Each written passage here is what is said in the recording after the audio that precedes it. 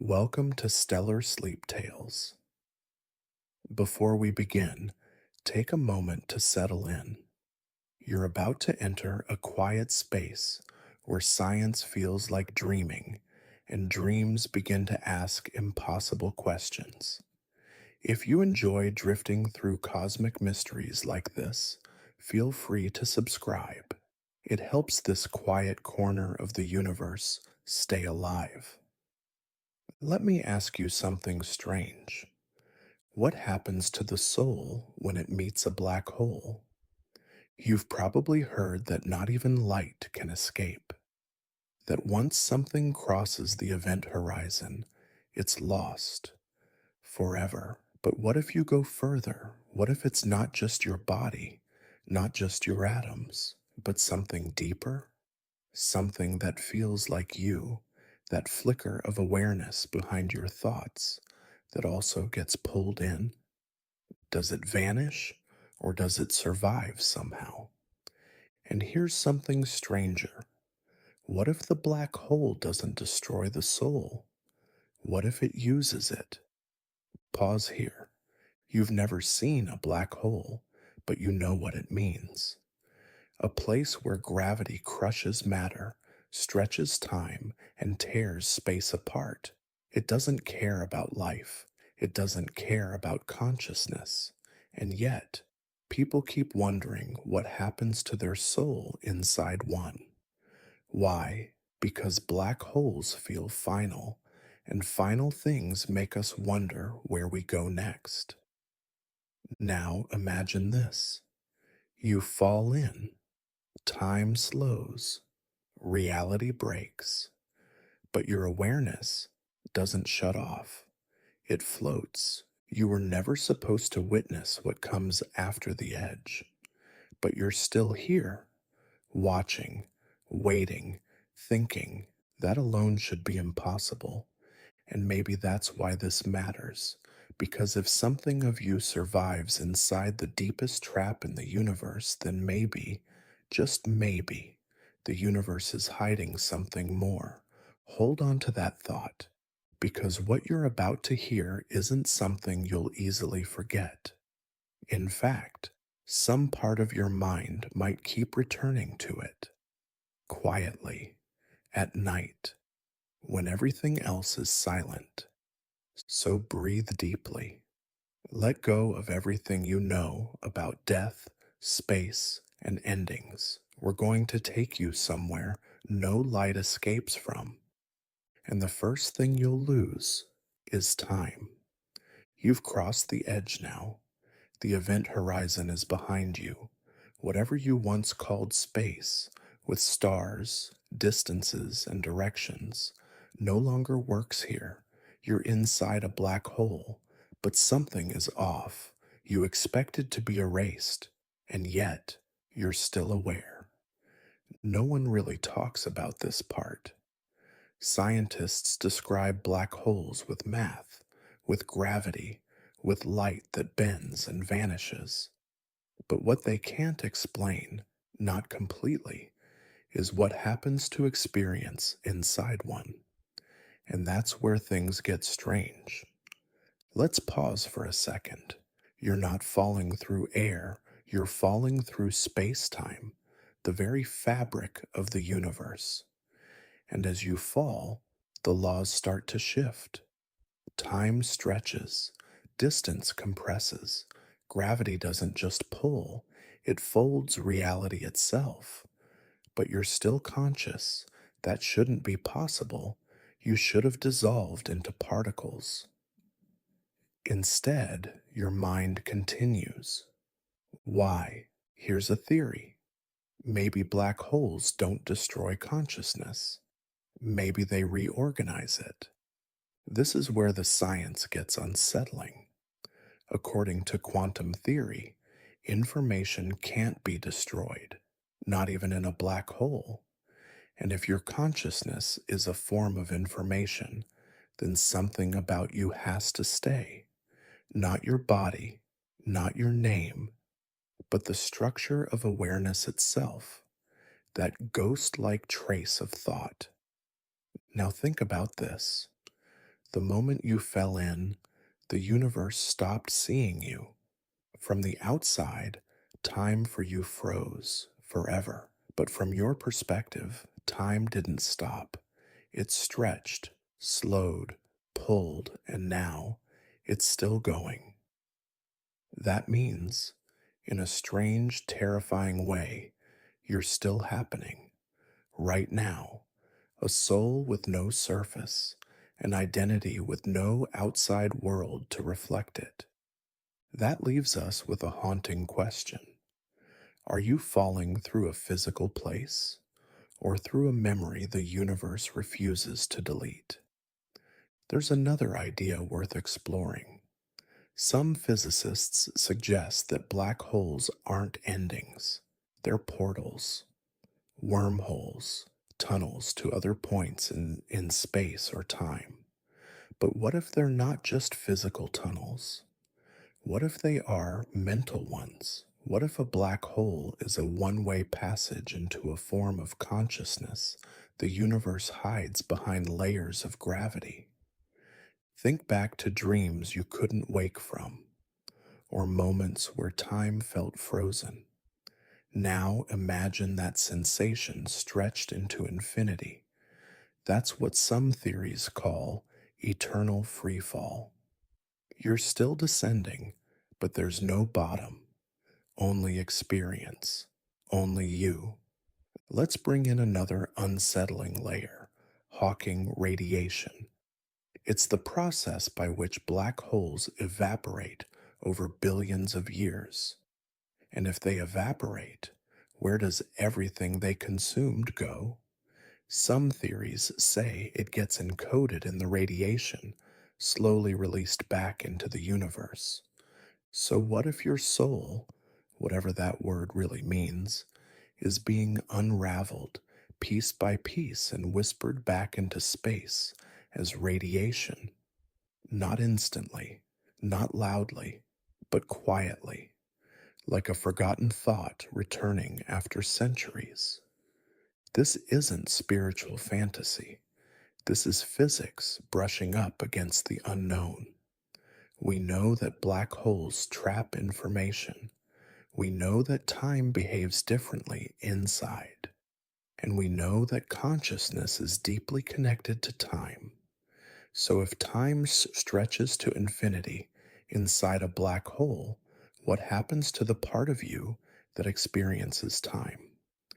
Some physicists argue that from your perspective, inside the black hole, the universe ends before you hit the singularity, that everything outside speeds up, stars die, galaxies fade, entropy wins, before you ever reach the core.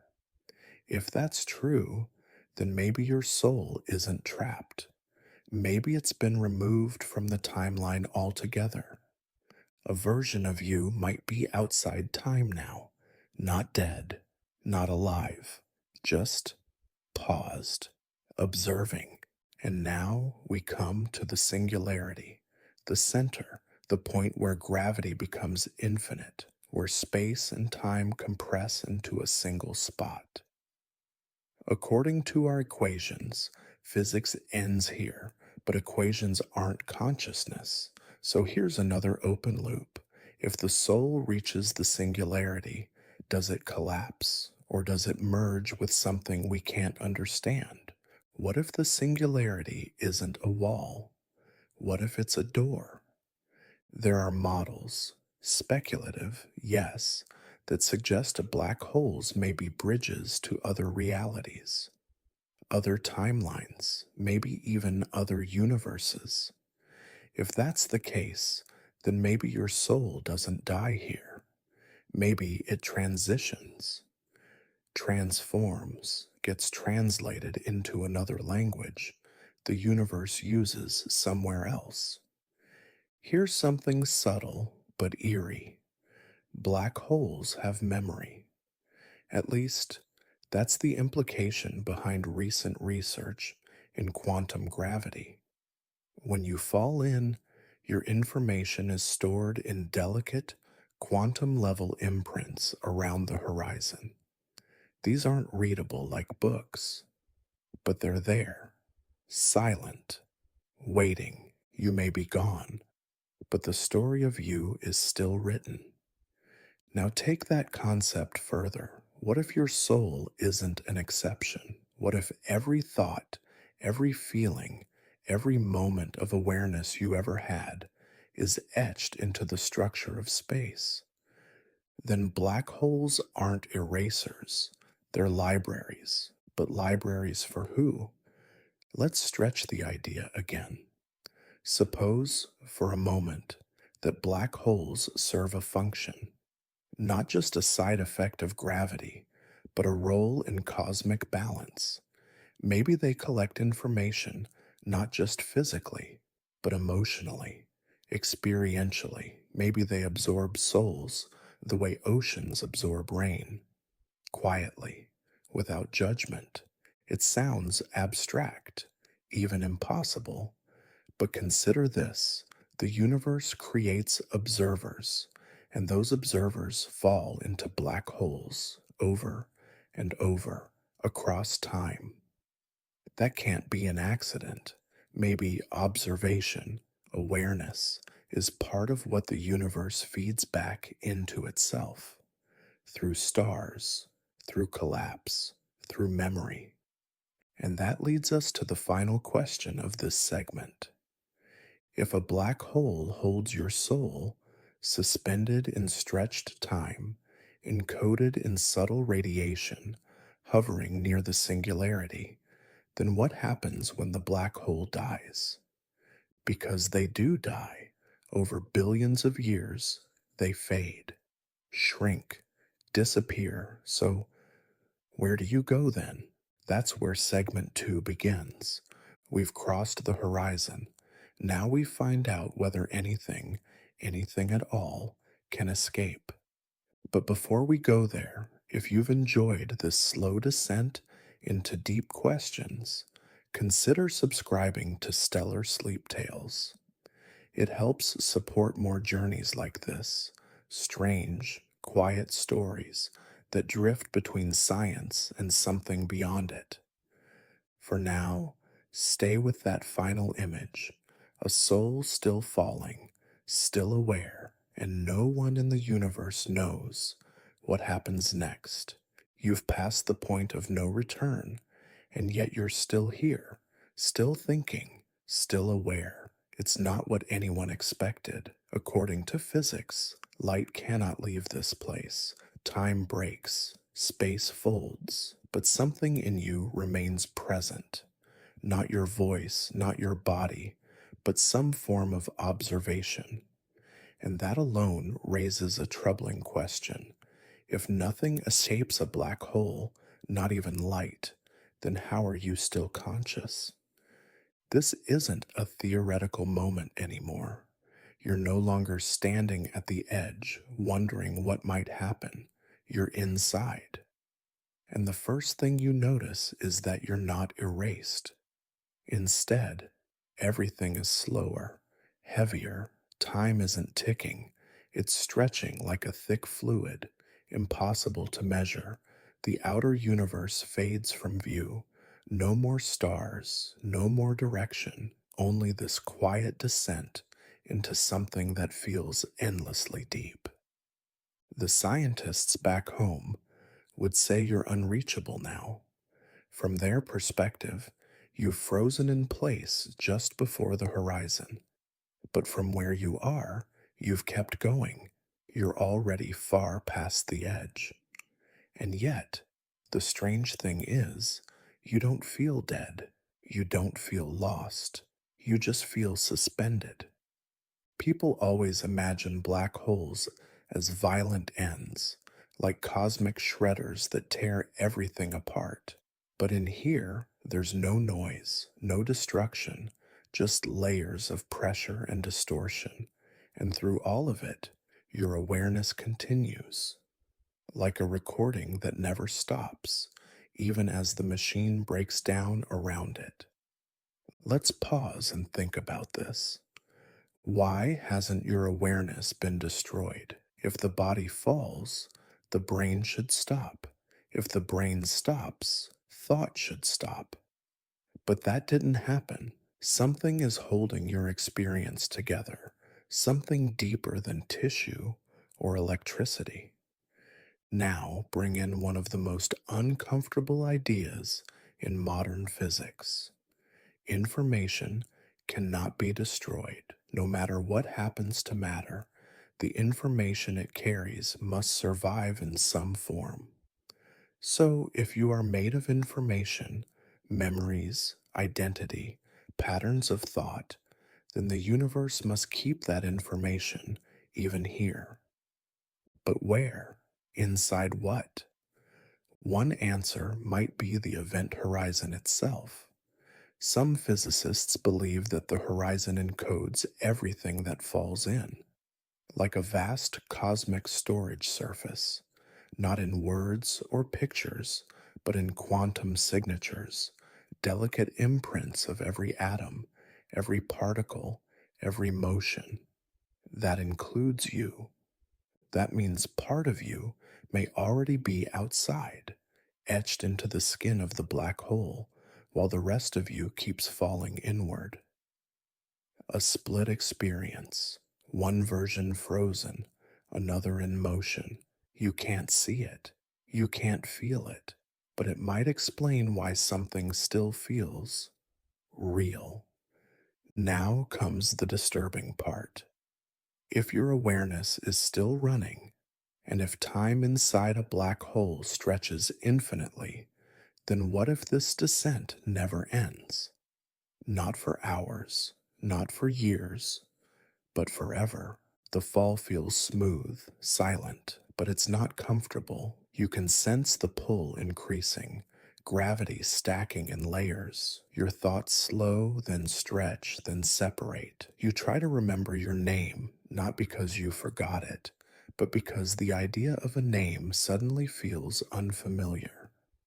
Something inside you resists this, not your survival instinct. That part went quiet long ago.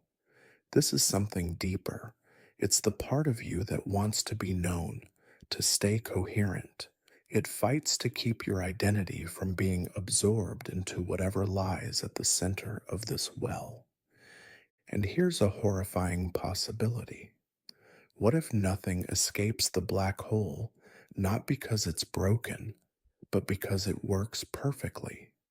What if this place was built by nature or something beyond it to take things in and hold them permanently?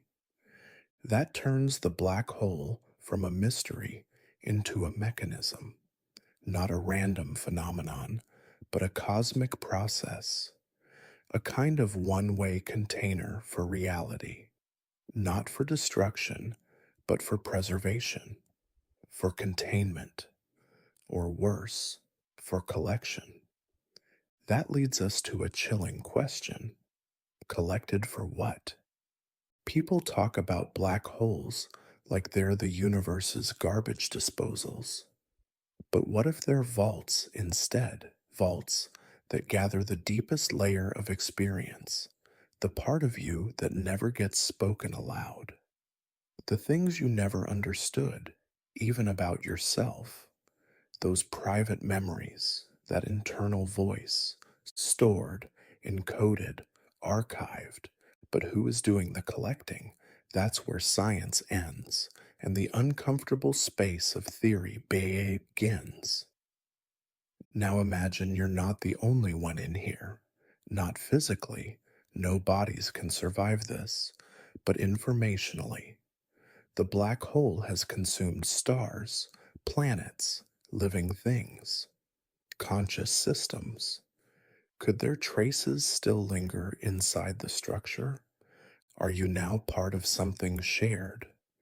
A silent archive of countless souls, all falling in their own layers of stretched time? If so, then you're not just alone. You're part of a network, invisible, unspoken, but possibly still active. And maybe the longer you stay here, the more of those other presences you begin to sense, not through sound, not through light, but through shifts in awareness. The idea that nothing escapes might be too simple. Maybe awareness doesn't need to escape. Maybe it remains. And if it remains, the question becomes, for how long? There's a model in quantum mechanics called unitarity.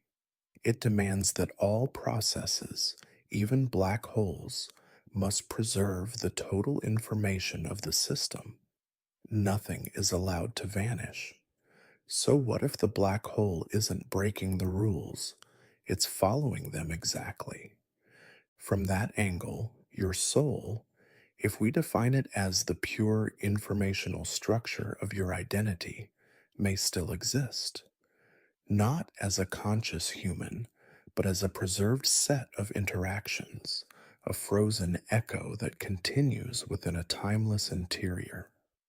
Think about that word, echo. It suggests repetition, fading, but also the idea of something returning. Eventually, now imagine the black hole not as a trap, but as a loop, a delayed mirror, a place where your awareness falls so deeply into the well of gravity that it curves back, waiting for the universe to call it forward again. Maybe that's what happens in the very distant future when the black hole finally dies.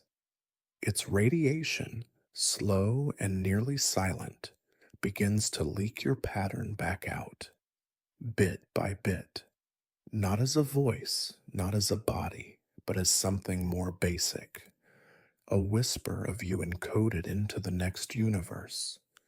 And maybe that's the real horror or beauty, depending on how you see it. You are never truly gone. You're simply waiting inside the deepest vault the cosmos ever built. And when we move to the next segment, we'll ask a harder question. If the black hole stores you, is it possible for anything outside to find you again? If that thought lingers, subscribe to Stellar Sleep Tales for more strange voyages like this. Quiet, immersive stories built for slow nights, long questions, and minds that never quite rest. Now get ready. In segment 3, we'll talk about reflection, not in mirrors, but in loss. What if the black hole shows you something you can't unsee? And what if what it reflects is everything you were and everything you'll never return to? You continue falling. There's no end, no sound, no sky, only pressure. Space isn't empty here, it's folded, heavy. Your thoughts echo, but nothing returns. You aren't just deep inside a black hole now. You're inside a version of yourself that never stops thinking, even as everything else disappears. But something shifts. You begin to notice something strange. Not light, not voices, but impressions. Fragments of memory you didn't choose to recall, events you forgot, moments you never thought mattered. They start surfacing with no explanation, almost like they're being shown to you, not by your own will, but by something observing you from inside this place. You're not seeing your past the way people imagine a life flashing before their eyes. This is different. The images feel distant, not visual memories, but reconstructions. Cold, disjointed, you start to ask yourself, are these your memories or are they copies? Stored reflections. This is where the theory of black holes as information mirrors begins to sound less like metaphor and more like an explanation. The surface of a black hole, the event horizon, is thought to encode every detail that crosses it, not just atoms, not just particles, but interactions. That means moments, relationships, experiences, So, what you're feeling now might not be memory, it might be feedback, the system showing you what it took. That idea brings discomfort because the more you notice these reconstructed pieces of your identity, the more you feel something is missing. Not just people or places, but context, emotion, meaning. What's left are raw shapes, a conversation with no feeling, a place with no purpose, a face with no name. You aren't remembering your life. You're watching a copy play in a vacuum, and that's where the term mirror becomes misleading. Mirrors reflect, but this place doesn't reflect you. It reflects the parts of you that could be recorded, stored, broken into data, everything else. Your emotion, your pain, your wonder feels like it never made it through. If black holes store information without preference, then your soul, if we define it as your full conscious experience, didn't survive intact. Only its structure did. The rest faded. That realization hits like a second fall. You've lost more than space, more than time. You've lost meaning. There's a strange sensation that follows us in silence. You've likely felt it when walking alone at night. That subtle instinct that something is watching, even when nothing is there. You tell yourself it's imagination, but deep down, the feeling never really leaves. It's as if the maze has eyes. Throughout history, civilizations have described watchers in the sky, spirits, deities, beings that see but do not speak. They appear in myths, dreams, near death experiences, always observing, rarely intervening. This recurring theme crosses cultures and continents. Why? The possibility exists that observation is built into the structure of the universe itself, a constant awareness layered into reality. Not human, not divine, something deeper, a surveillance without intent, presence without morality, an architecture designed to monitor, not understand. We know particles behave differently when observed. It's called the observer effect. In quantum physics, particles remain undefined until measured. Observation collapses probability into form. In simple terms, things behave as if they're being watched. But by what? If the universe changes behavior when observed, then who or what is doing the observing when you are not? This question isn't about consciousness alone, it's about structure. What if observation is a law, a rule embedded into space itself, not optional, not passive, a constant state, one you cannot avoid? Pattern interrupt. Close your eyes. Picture total darkness. No stars, no walls, no self, just space. You're floating, completely unseen. Now ask, do you still feel watched? The watcher may not be a figure, it may be the system, a feedback loop of awareness woven into the maze. The walls do not merely contain you, they reflect you, and if they reflect you, they may also respond to you. Some physicists argue that consciousness and reality are entangled, that awareness shapes space, even time. If that's true, then every thought may echo in a place beyond reach, not metaphorically, structurally. Simulation theory expands on this. It suggests you may be inside a computed environment, a digital prison where perception is code and behavior is tracked. It doesn't matter whether you believe it. What matters is that more scientists than ever are taking it seriously. Let's return to the concept of the maze. A real maze has architects. Its paths are shaped, its exits placed, its dead ends designed. So if our universe is a maze, someone or something must have made it. But here's the unsettling part. What if it wasn't made for you? Maybe the maze wasn't built to trap you. Maybe you're collateral, an unintended visitor, a bug in the program. But the moment you became aware of the maze, it became aware of you. Open loop. You weren't supposed to notice the walls. And now that you have, something has changed. Let's examine the data.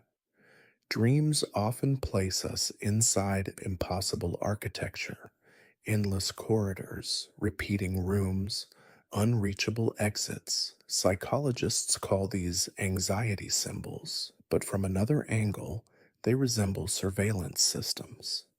Spaces designed not for comfort, but control. Why do we dream of being chased? Why do we imagine being seen from places we cannot see? Dreams may be feedback signals, echoes of the maze's attention, or worse, messages filtered through your own limits. You may be unable to interpret the watcher directly, so your mind reshapes the input into symbols it can handle. There's a theory called panpsychism. It proposes that consciousness exists at all levels of matter. Every atom, every field holds a flicker of awareness. If true, then the maze itself might be sentient in ways we cannot grasp. A wall that can think doesn't need to speak, it only needs to remember. Pattern interrupt. Recall a memory you've never shared with anyone, a private thought, something small.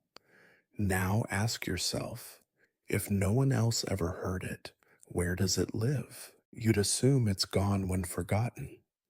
But what if forgetting is an illusion? What if the maze records everything?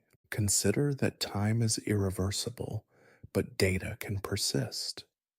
A message you sent years ago, a photo you deleted, a movement you made in private. Are you sure it disappeared? Digital memory isn't just for computers. The laws of physics do not allow true deletion. Information can't be destroyed, it can only be rearranged. If that holds, then every moment you've lived still exists somewhere. Every choice, every thought, archived. That's not paranoia, that's physics. So, what then is watching? It may be a mechanism, a layer of reality tuned to awareness, a system that catalogs events, tracks motion, interprets behavior, or it may be a presence, something quiet, something patient, something waiting. Why wait? Because you might be the variable, the one anomaly that sees the maze clearly, the one consciousness that noticed the rules. That's dangerous, not to you, but to the system. Systems don't like unpredictable elements. This might explain why, the closer you get to truth, the more disrupted your reality becomes. Glitches, memory lapses, sudden emotional fog. Not distractions, corrections, interference. It's easy to dismiss these moments. We label them stress, fatigue, randomness. But randomness itself may be a defense system, a layer designed to dilute patterns before they become visible. Open loop. You may be reaching a threshold, a mental event horizon, the point beyond which awareness is no longer tolerated. We'll talk more about thresholds in a later segment. For now, ask, if the maze has watchers, are they merely passive or do they act? The ancient texts speak of silent judges. invisible presences that record but never respond. Or perhaps they do, in patterns we don't recognize. A voice heard once in a dream, a change in the sky, a forgotten fear returning with perfect clarity. You are not the first to question this. Many have. Some stopped, some disappeared, not physically, but mentally. They fell back asleep. The maze lets you wake, but only once. That may be why you're here now. Not to escape, not yet, but to stay awake long enough to understand what's really happening. Remember, the maze cannot be seen all at once, but its presence is felt in fragments, in mirrors, in music, in time delays, in deja vu. These aren't errors, they're signals. Pause here, take a breath, notice how your mind wants to wander, how distractions appear. That's part of the system.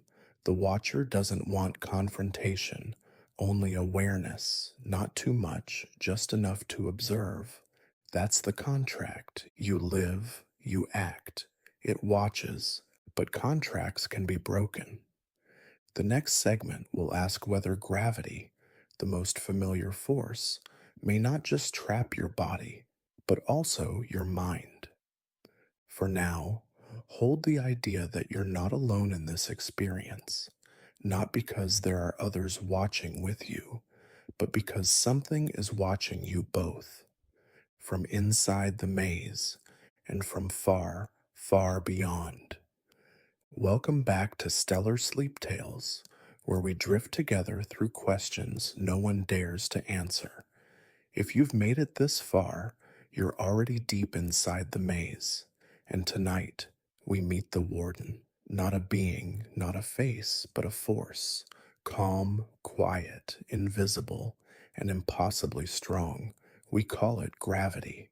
But what if gravity isn't what we think it is? What if it's not just a force, but a design, a trap, one that you can never outrun, not even in your thoughts?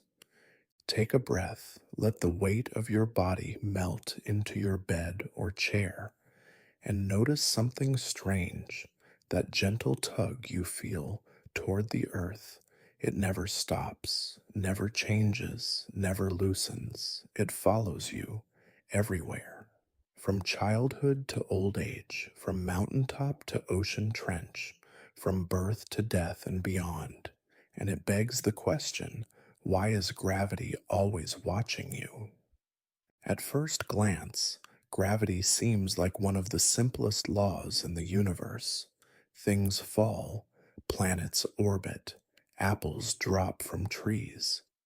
But behind that simplicity lies a terrifying truth. Gravity is not a pull, it's a bending, a warping of the very space and time you move through.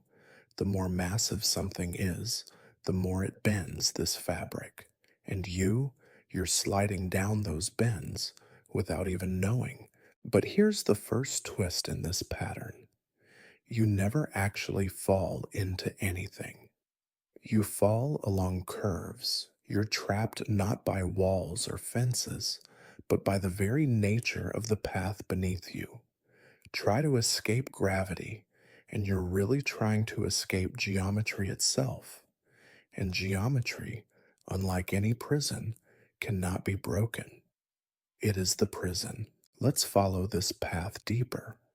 Imagine a place in space where gravity has gone too far, where the warping is so extreme, even light itself can't climb out.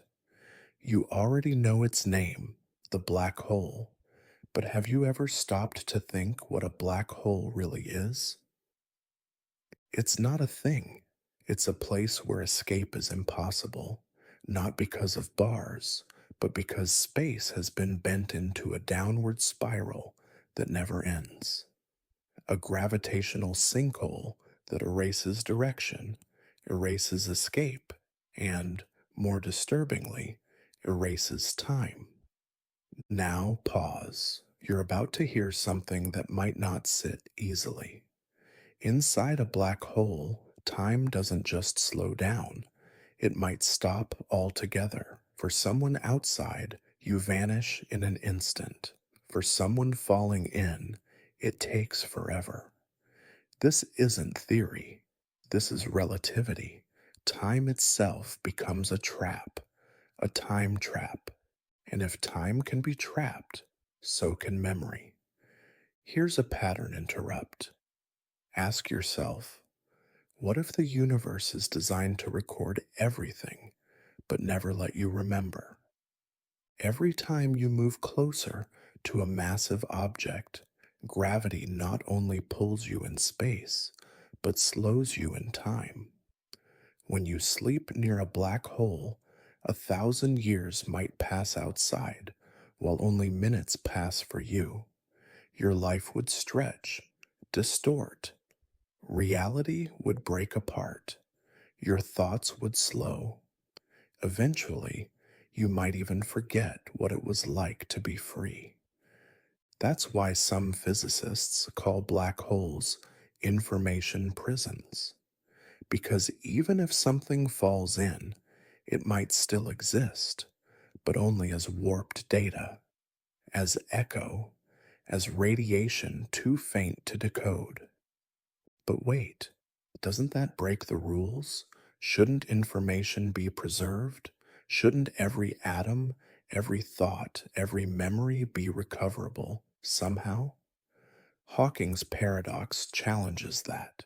It tells us that black holes might destroy information or hide it so deeply it's as good as gone. And if gravity can do that, then it is not just a warden, it's a censor. Let's return to something quieter. A room, still and dark. You're lying on your back, staring upward. The stars seem distant, harmless, but each of them is bending space. Even your own body is doing it, though you're too small to matter. And above you, Earth is doing it more. The sun, even more, but you feel none of it. You're immersed in a gravitational bath so familiar you don't notice it anymore. That's the genius of the prison. It doesn't hurt. It doesn't scream. It just is. It's always been, and that's why it's so effective. Another pattern interrupt. What if your own memories are warped by gravity? Not metaphorically, but literally. Recent theories suggest gravity may influence how your brain processes time. Near stronger gravity, your perception stretches. Seconds feel longer, images feel slower, you lose track of time, the mind becomes heavy. This is more than a feeling, it's measurable.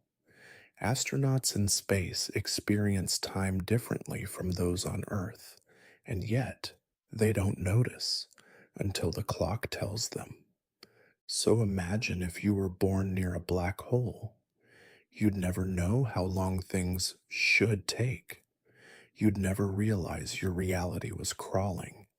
You'd live a full life inside a slow motion loop. Maybe you'd dream slower. Maybe you'd love slower. Maybe you'd die slower. But here's where it gets truly strange. You wouldn't just live in slow time. You'd become slow time, and outside observers would see you frozen, forever falling, never landing. That is the nature of the cosmic prison. It doesn't kill you. It preserves you, suspended, stretched, silent, and always, always falling. Let's connect the dots. If gravity traps space and gravity traps time, then what happens to thought? Can ideas escape? Can identity escape? No one knows. Open loop. What if your very self is caught in a gravity trap and you just haven't reached the event horizon yet? Think of that carefully. Every time you move closer to understanding, gravity moves the answer further away. Try to leave the maze. Gravity curves the path back inward. Try to remember the way out. Gravity slows your recall. Try to speak the truth. Gravity stretches your voice until it can no longer be heard. Even now, your body is being gently pressed into the earth, not enough to crush you, but enough to keep you here, sleepy, still watching the screen, listening to the silence between words. You're already inside the trap, and the warden, he never had to arrive. He was always waiting. There is one more twist, though, one final interruption in the pattern. Gravity is not universal. Yes, it shapes everything, but it changes from place to place. That means somewhere, out there, the prison might be weaker, the maze might loosen, the path might curve differently. But would you know where to look? Or would you keep walking in circles, thinking you're making progress, only to find you've been orbiting the same unanswered question forever? And here comes the softest part of the trap. Gravity doesn't need to keep you locked in chains. It only needs to make you think you can't escape. And most people never question it. But tonight, you did. And that's the beginning. You're not free yet, but you've seen the bars. You've heard the silence between seconds. You've stared into the center of the spiral. And in segment 5, we'll go even deeper. We'll ask, why does the maze never forget you? And what happens to the souls that fall in but never hit the ground? So stay close. The walls are shifting again, and the trap is learning your name. Welcome back to Stellar Sleep Tales. You've followed the corridors of the cosmic prison, wandered its hollowed chambers, and now you've arrived at a familiar question. Is there a way out? Tonight, we follow the temptation of escape. Wormholes, higher dimensions, hyperspace bridges. But every door you touch feels like it pulls you deeper in. What if the universe wants you to chase these exits, only to remind you they were never real? Get comfortable, breathe deeply, and don't try too hard to leave. You're about to discover why every exit is a lie. And as always, if you're enjoying the journey, consider subscribing. There's more to uncover in the dark. Somewhere in the quietest corners of scientific imagination, there's a whisper, a promise, that the laws of physics, for all their cold indifference, might still hide a hidden tunnel. Wormholes, hyperspace, quantum shortcuts. These are the words we cling to when we dare to believe the universe isn't a trap, but a puzzle, a places with secret passages, a prison that only looks inescapable if you haven't found the hidden key. But as we drift closer to these supposed exits, something strange begins to happen. The hope begins to feel staged, like a carrot on a stick, designed not to free you, but to keep you chasing. Let's start with wormholes. Theoretical tunnels through space-time, folded corridors that could, in theory, connect distant points instantly. A cosmic cheat code.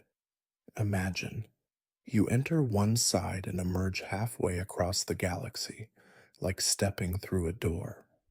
It sounds like salvation, but the math resists. To hold a wormhole open, you'd need something exotic, something beyond matter, negative energy, phantom forces. In every simulation we run, wormholes collapse before anything can travel through them. They exist in equations, but not in practice. Maybe that's the point. A mirage that flickers when you get too close. It gives just enough hope to keep you searching and trapped. Pattern interrupt. Think about it. What if the universe doesn't just trap you, it needs you to try to escape? Pause for a moment. Let that settle, because if you stop trying, if you accept the prison, the simulation might fail. So it dangles escape routes in front of you, just like in a dream, when the hallway keeps stretching and the door you're reaching for never gets closer. Wormholes, time machines, warp drives, they keep you engaged, distracted, trapped in the illusion of progress. The maze doesn't need to hold you with walls, it only needs to make you believe there's a way out. Let's dive deeper. What about higher dimensions? The idea that we're trapped in three spatial dimensions, while others hover just outside our perception. It's been proposed that beings or intelligence operating in a fourth spatial dimension might move through our universe like we move through paper. To them, we'd be flat, predictable, vulnerable. Maybe they could pull us free. Maybe these dimensions are the stairways out. But if such dimensions exist, where are they? Why have we never glimpsed them? The more we search, the more their absence becomes conspicuous, as if the idea was planted, as if the hope itself is engineered. This is where the simulation theory slithers back in. Suppose the universe is a constructed system, a designed labyrinth. Then these supposed exits, wormholes, dimensions, even consciousness expansion, might not be bugs in the code. They might be features, purposeful distractions to keep you from asking the real question: who built the maze and why? The moment you start chasing freedom, you stop noticing the architecture. You stop asking why the walls are shaped the way they are. You become so focused on the next possible escape route, you miss the possibility that the maze has no outside, that you were meant to stay in. Here's something chilling. Physicists have found that many escape concepts, including wormholes and time loops, collapse under scrutiny because of energy requirements or paradoxes. They break causality. They require more mass than exists in the observable universe. The deeper you go, the more it feels like every exit dissolves just before it's real. This uncanny pattern repeats across all models, as though the universe has built in safeguards, as though it wants to remain closed, a locked room that rearranges itself every time you reach for the key. Pattern interrupt. Imagine you finally find a wormhole. It holds. It's stable. You prepare to step through, heart pounding, but just before you cross, the edges begin to fray. Light bends strangely. Sound vanishes. Something primitive in you whispers, "This isn't a passage, it's a loop, a trick." You enter, and you find yourself exactly where you started. The scenery changes, but the rules don't. The maze disguised its own center as the way out. And you took the bait. You didn't escape. You just looped deeper in.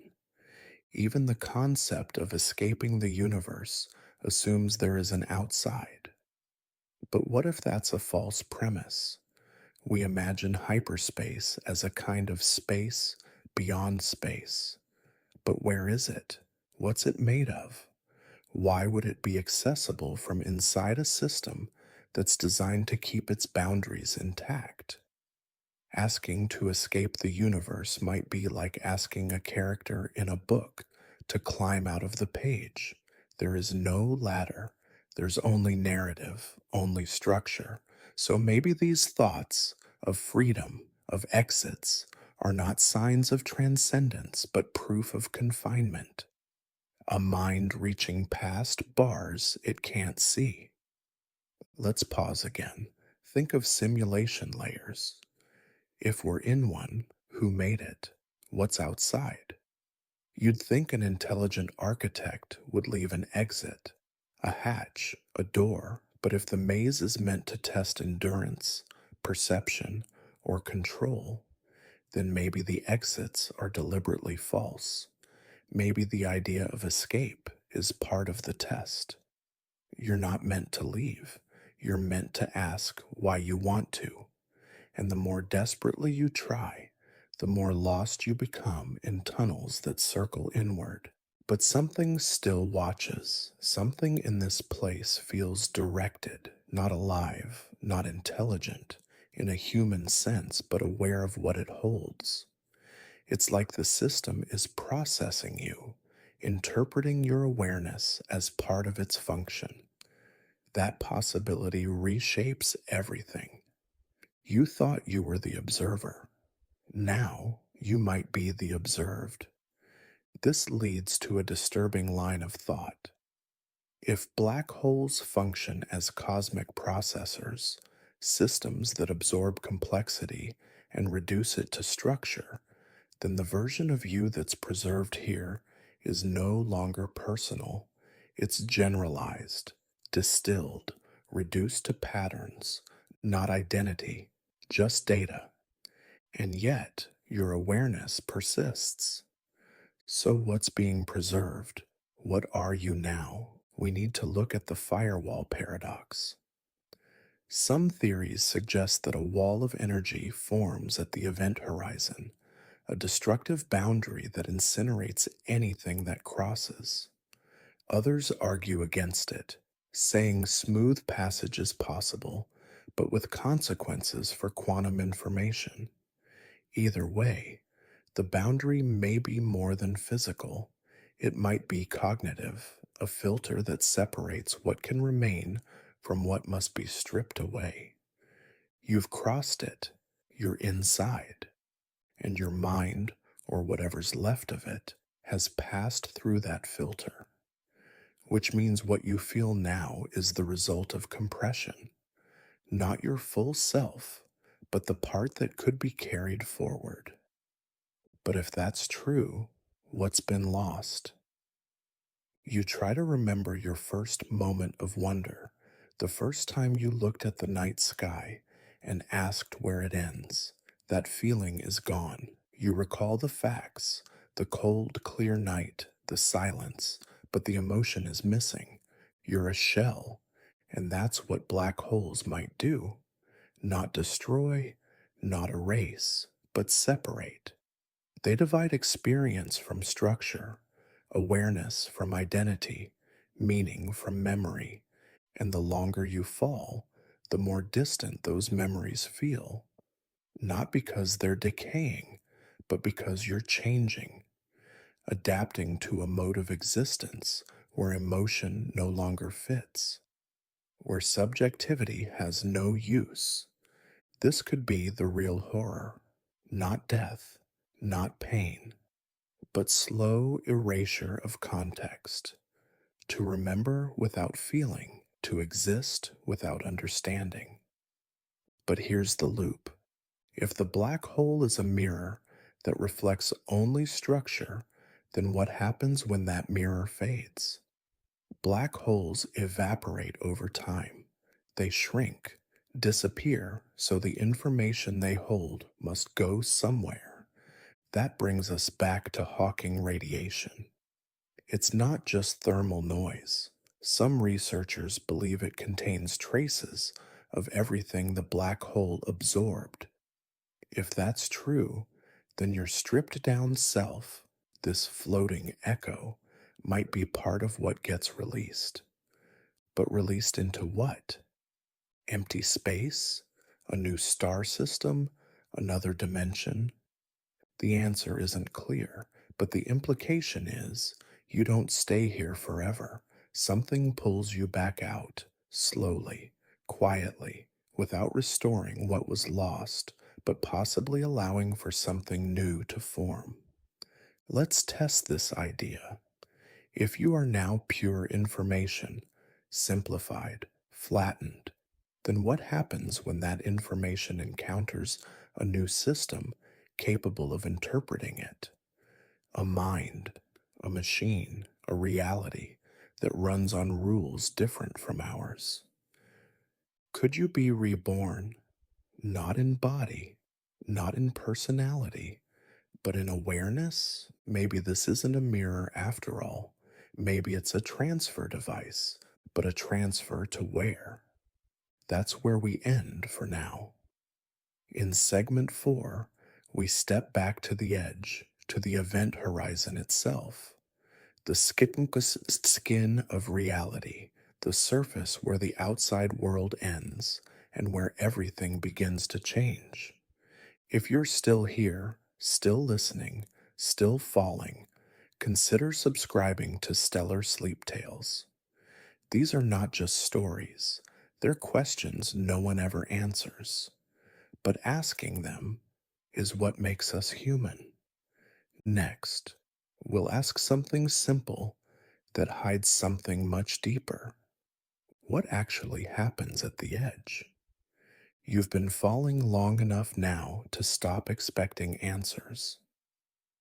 Inside the black hole, time stretches to such extremes that moments lose meaning. But before everything became like this, slow, detached, and endless, you crossed a very specific boundary, the event horizon.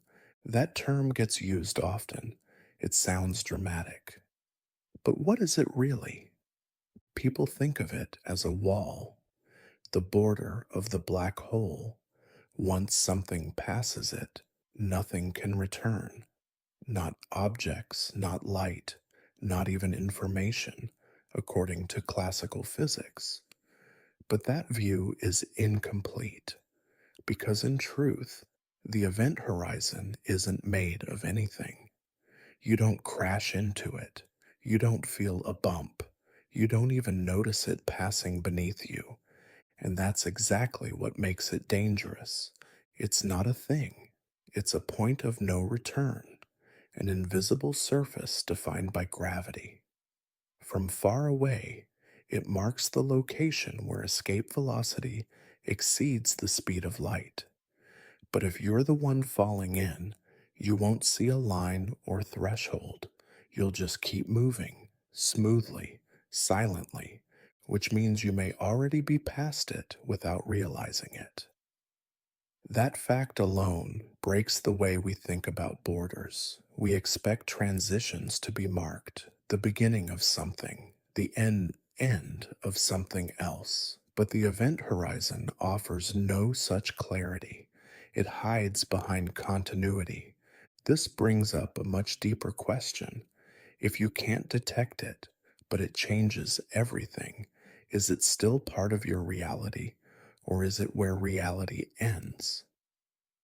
Let's consider how time behaves at this threshold. For someone watching from far away, your approach toward the event horizon slows down. You appear to freeze, forever stuck just outside. They never see you fall in, but from your perspective, you continue moving inward. Time feels normal until it doesn't. The closer you get to the horizon, the more stretched time becomes. And after crossing it, time stops functioning in a way you can understand. It doesn't end, it becomes non linear. Things stop happening in sequence. Thought slows, processing distorts. But strangely, awareness continues. That's the part science can't fully explain. The equations describe space time curvature. They predict collapse, but they can't account for conscious experience. And here's where things get more unsettling. Newer theories, especially those blending quantum mechanics with gravity, suggest the event horizon may be more than a point of no return. It could be a kind of membrane, a surface where information is stored, stretched, encoded. That brings us to the black hole information paradox. If matter, and the information it carries is truly lost inside, then physics fails. But if that information is preserved somehow on the horizon, then the black hole becomes a strange kind of archive.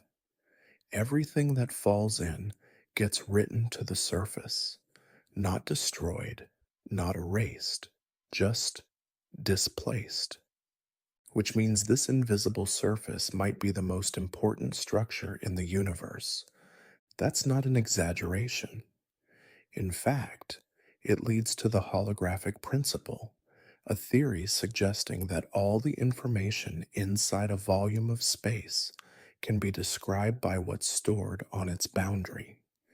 In this case, your entire experience, your fall, your thoughts, your presence, might now be represented not inside the black hole, but on its outer layer. Let's pause for a moment. If your identity is stored on the surface, but your awareness is still falling inward, are you two people now, one preserved, one changing, a copy encoded outside, a continuation inside? That division shouldn't be possible. But here, inside a black hole, the impossible becomes routine. It gets even stranger. Some physicists believe that everything happening inside a black hole is just a projection of the horizon, that what you're experiencing, this endless descent, this stretched out thinking, isn't happening in space, but on the edge of it, like a movie being played on a screen you can't see. You're not really inside the black hole, you're written on its skin. And that skin, the event horizon, is the last part of the universe that still interacts with what's inside. Once you're beyond it, no signal gets out, no light escapes, but the skin still remembers. That makes the event horizon a kind of one-way mirror. It sees you, it records you, but it never shows you anything back. It's also possible that the horizon isn't just where space ends, but where time ends too. Inside the horizon, all paths lead toward the singularity. No movement away, no return, just one direction, inward. That singular direction may explain why you still feel like you're falling, even though everything outside says you should have stopped. In here, distance and time don't separate cleanly. You fall not just through space, but through possibility. Every version of what you were and what you could be collapsing into a single point. The event horizon is the border where possibilities end. And here's a thought worth holding on to. What if this surface, silent, invisible, impenetrable, decides what remains? Not consciously, not actively, but as a function of physics. A system designed to retain only certain structures, meaning the version of you stored on the horizon might not match the one still falling inward. That would make the event horizon a filter, a place where your identity is sorted. Some pieces kept, others left behind. You could think of it like a checkpoint, not a wall, not a portal, but a scanner, one that distills you down to what the universe considers worth remembering. And here's where the implications go deeper. If the black hole encodes everything on its surface, and if nothing can escape beyond that surface, then everything inside is no longer part of the universe, including you. You are now excluded, not just physically, but informationally. The version of you recorded on the horizon is the last update the universe received. After that, you're on your own, beyond communication, beyond verification. That's isolation on a cosmic level. Still with me? If this descent through layered theory and soft horror draws you in, consider subscribing to Stellar Sleep Tales. These are the stories we tell in the dark, the ones science is still afraid to answer. Now return to the question. If you're still thinking, still processing, still forming impressions, but no one outside can ever access that data again, are you still real? That depends on how we define reality. If reality is what can be measured, observed, confirmed, then no, you're not part of it anymore. But if reality includes awareness, then your existence continues. Quietly, unseen, undeniable. So the event horizon isn't the end. It's the last place you were seen, and beyond it, you become something else. In segment 5, we'll ask, what if black holes aren't just storage, but caskets? Silent containers of the dead, not erased, just locked away. And if so, who's doing the locking? Welcome to Stellar Sleep Tales. If you're still with us on this journey into the unknown, you've already crossed several horizons of thought most people never even consider.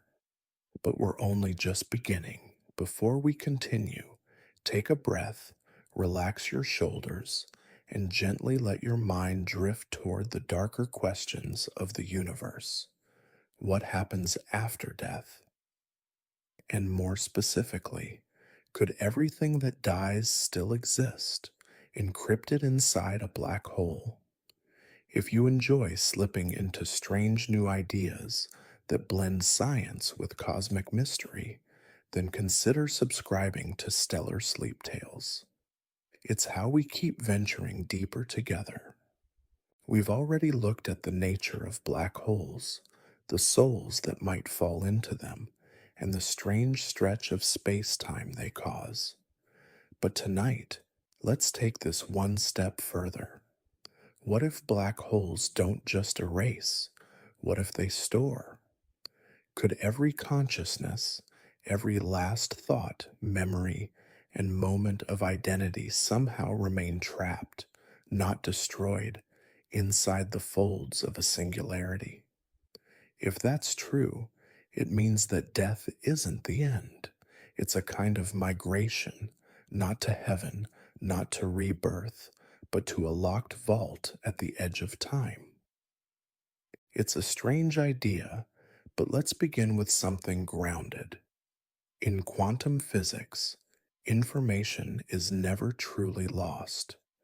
The quantum information paradox challenges the belief that black holes erase everything they consume. According to this paradox, even if a person's body is crushed, the quantum data that described them, their wave functions, their entangled particles, might still persist. But persist where? Here's where things become difficult. Hawking radiation, the faint glow emitted from black holes, might carry information out slowly over time. But the pace is so slow, it could take longer than the universe's current age to emit even a fragment of a single human's full data. And by then, wouldn't that information be so scrambled, so distorted, that nothing meaningful could remain? Maybe, but another theory proposes something more haunting. What if a black hole is less like a fire and more like a hard drive?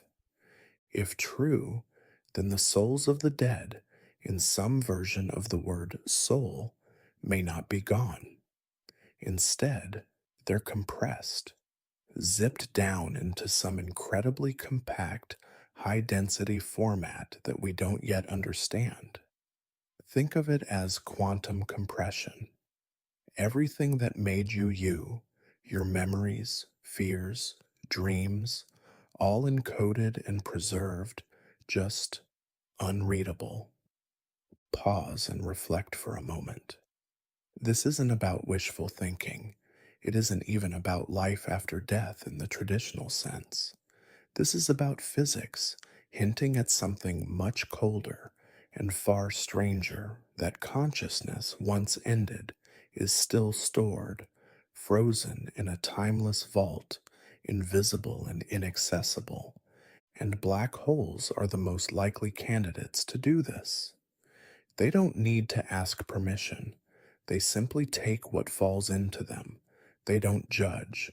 They don't interpret. But perhaps they don't delete either. Now imagine this scenario. At the moment of your death, your brain fires its last surge of electricity. Your thoughts collapse. You lose awareness. But at that exact instant, your entire neural pattern, the sum of your brain's entangled quantum states, becomes absorbed into the fabric of space, maybe even entangled with something much, much larger, something collapsing, something forming, a black hole. Sound impossible?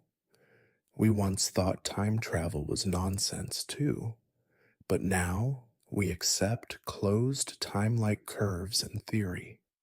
We accept that the quantum world is fundamentally unpredictable, and we accept that something as heavy and invisible as a black hole can affect galaxies. There's a controversial idea in theoretical physics called the holographic principle.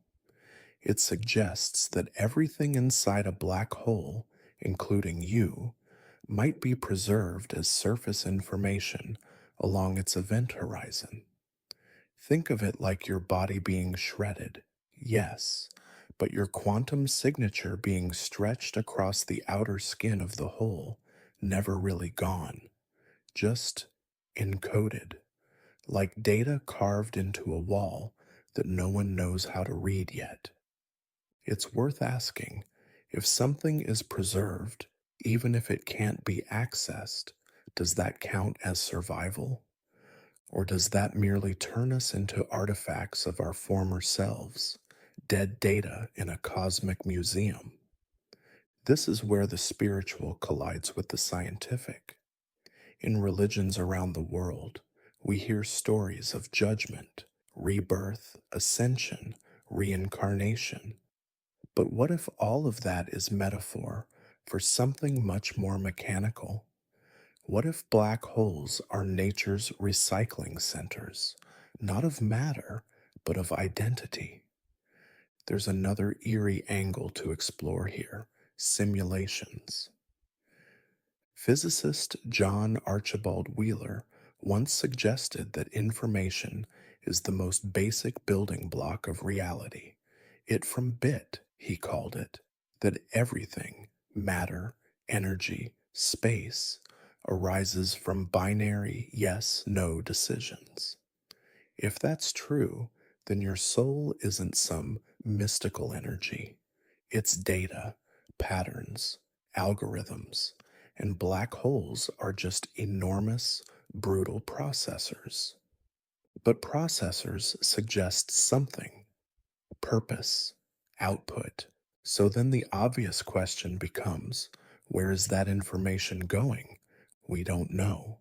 But what if it's going somewhere? Maybe not out into space, but inward. Maybe black holes are less like trash compactors and more like time capsules. Perhaps they store all information for some future state of the universe, a restart button, a universal backup. And if that's the case, then all that ever lived might live again, not in this universe, but in the next one. Or maybe, and this is the darker possibility, the information is preserved, but never reassembled, never reawakened, just kept, like frozen files, like souls in cryostasis, waiting forever. Now stop for a moment. Think about this.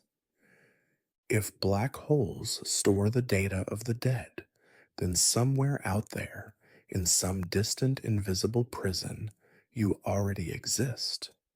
A future version of you or a past one, still encoded, still unrotted, still there, and you wouldn't know, you wouldn't feel it, you wouldn't even dream. That's what makes it so terrifying. We used to fear hell, now we fear deletion. But this is worse than either. This is the possibility that after everything ends, something of us is still here, frozen, lifeless, unreadable, but never gone. And yet, there's a hope hidden inside the horror. If information is preserved, then maybe one day someone, something, will decode it. Maybe the universe will evolve into a computational mind so advanced it can reach inside black holes and reassemble everything we ever were, memory by memory, neuron by neuron, not resurrection, not reincarnation, just restoration. Would that count as being alive again? Or would that be a copy, a simulation of your soul? The answer might depend on how much you believe your identity is tied to your continuity. If someone reassembles your exact brain structure, your full memories, your precise feelings, but you yourself don't experience the reawakening, is that still you or just a backup? Science doesn't yet have the answer. Philosophy offers only metaphors, and black holes, they offer silence. Total, perfect silence. No messages escape. No clues drift back. Just gravity. Just darkness. And maybe, just maybe, everything we ever were. You might wonder why this theory matters. If we can't test it, if we can't change it, if we can't feel it, why bother? Because stories shape our perception, and perception shapes everything. If we think of death as deletion, we fear meaninglessness.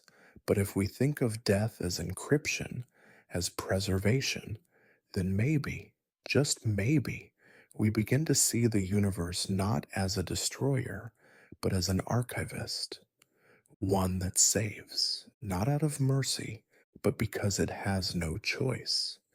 The laws of physics demand it. Information cannot be destroyed. And so even you might still be here, somewhere, stored, waiting, but waiting for what? That we still don't know. In the next segment, we'll ask a question that builds on this terrifying hope. What if black holes are not only storing information, but preparing it for transfer? Could death be a gateway to a new simulation, one where you are not only remembered, but reactivated? What happens when the vault opens? Stay with us. But black holes, they do something stranger. They take in all that data, mass, charge, spin, quantum states, and then appear to erase it. Gone, erased from the cosmic ledger. This violates the fundamental laws of quantum mechanics. Unless it's being kept somewhere, somehow. Here's where the theory takes a strange turn. What if black holes are the ultimate storage devices, not destroyers of information, but silent archivists? Think about that. The universe may not forget you. It may be holding on to you, byte by quantum byte, buried deep in gravitational wells. This idea isn't just poetic speculation. Scientists have explored this through concepts like holographic entropy and soft hair theory. In the holographic view, everything that falls into a black hole is smeared across its surface. The information doesn't vanish inside, it clings to the event horizon like a cosmic hard drive. Your atoms, your patterns, your story, encrypted at the edge of existence. Pattern interrupt. But what if it's not you being remembered, but rewritten? Let's pause here. This is not reincarnation in the way spiritual traditions describe it. There's no return to life in another body, no wheel of rebirth. Instead, this is a form of quantum inscription, a copy, a ghost of your structure, still you, but unreadable to anything else in the universe, a frozen echo. Consider what happens when you die and are buried or cremated. Your body disintegrates, your brain ceases its functions.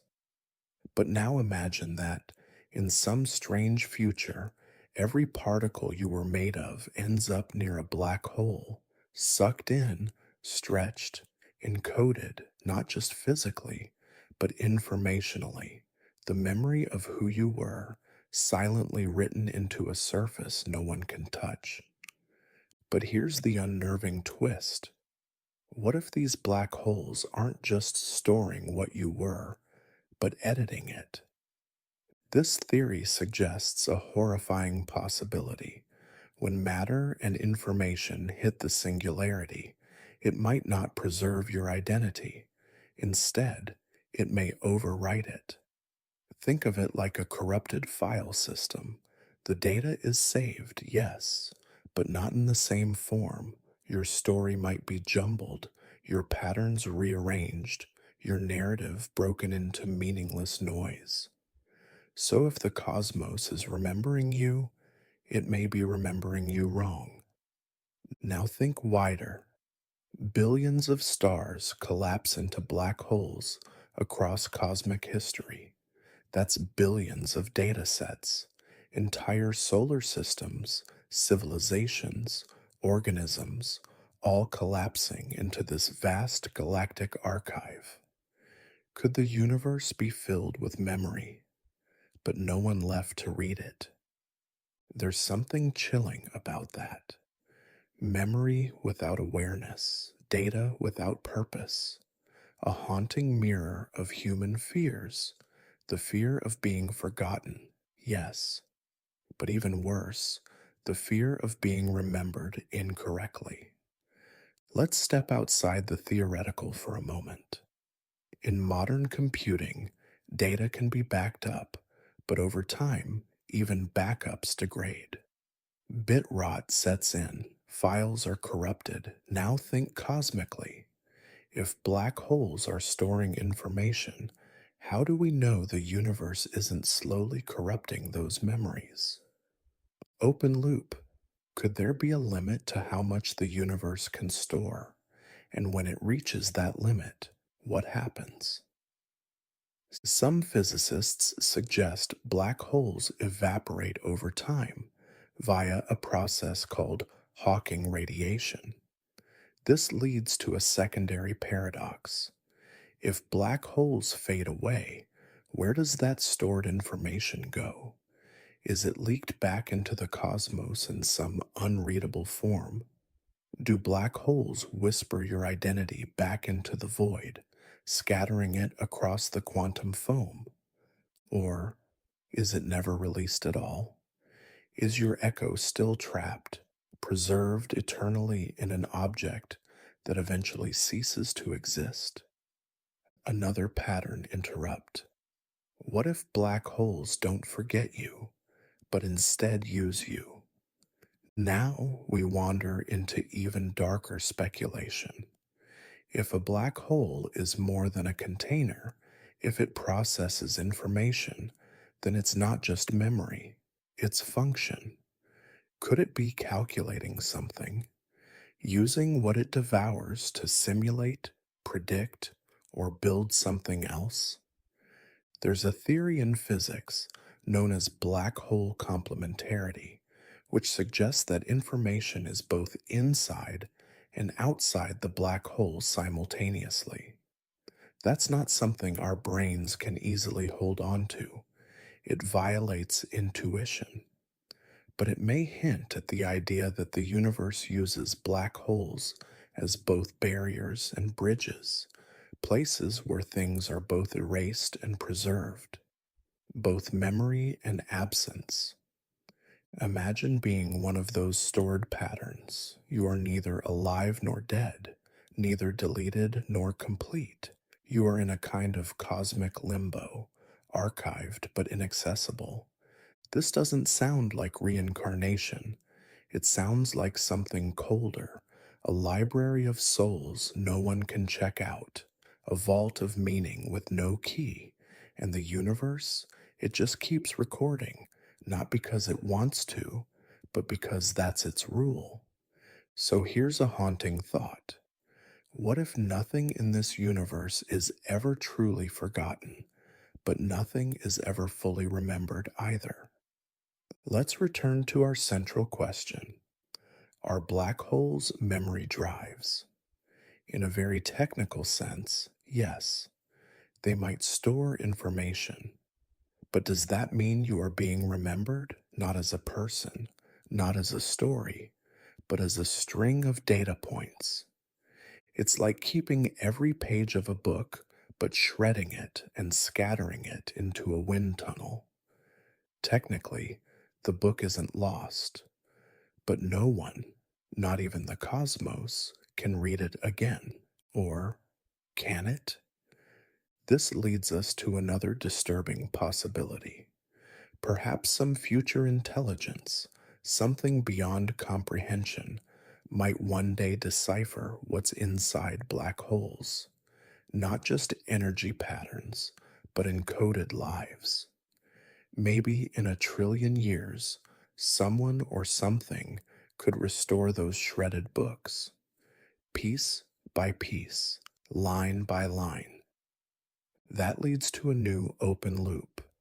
Would it be you, brought back, or only your structure rebuilt without your essence?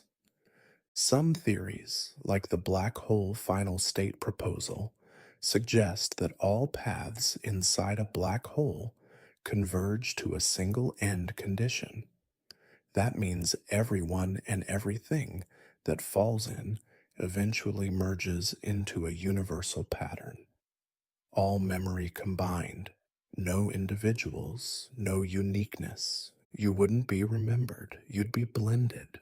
Pause for a moment. Let that settle. You go in as you and come out as everything, not erased, but dissolved. So here's the quiet horror at the center of tonight's story. If black holes are memory drives, they may not care about preserving the individual. They may store everything and mean nothing by it. The universe, after all, does not have a conscience. It only follows the rules written into its structure. In this case, the rule might be nothing is truly lost.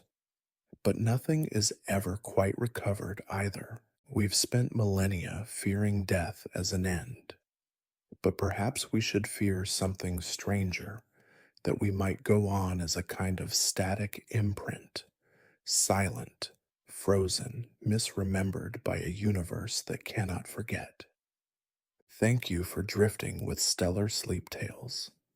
In our next segment, we'll travel even deeper into the gravity well, where black holes might not just archive what you were, but duplicate you across realities.